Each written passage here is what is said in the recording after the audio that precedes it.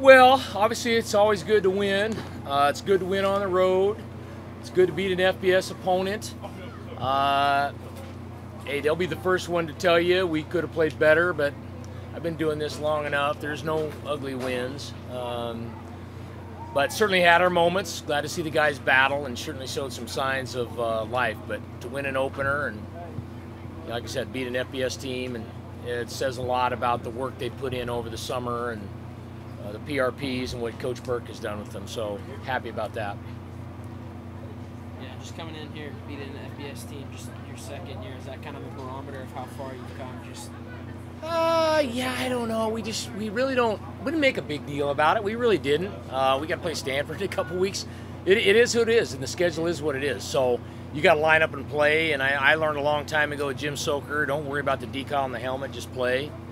And that's really what we talked about. We didn't overemphasize it.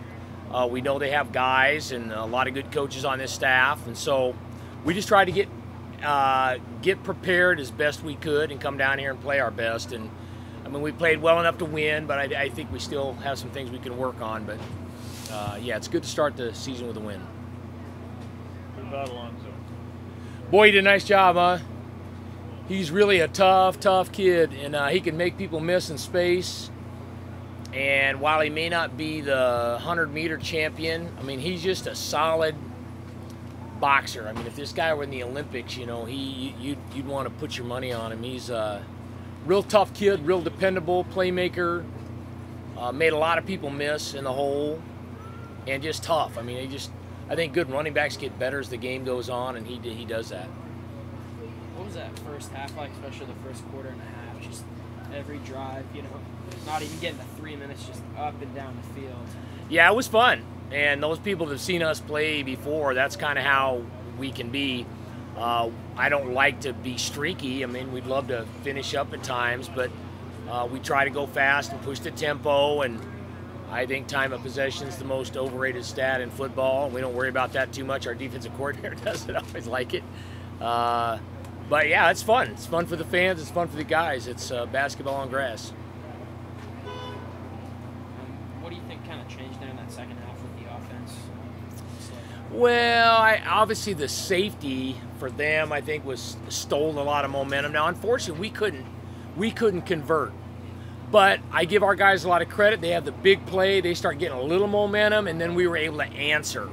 And I thought that showed a lot of character by our guys when it kind of seemed like, because when you have people backed up, you have to take advantage of it. And we just couldn't do it. We kept kicking the ball back down there, and then we'd kind of stall out and couldn't kind of score an extra touchdown after that safety and give them credit. They came back, but we were able to kind of one-up it down the stretch. And but I think the safety, we always talk about the first drive after half, and it says a lot about the second half. And hey, when you snap the ball over your quarterback's head, get a safety, that's just hard. It's just demoralizing. It's hard.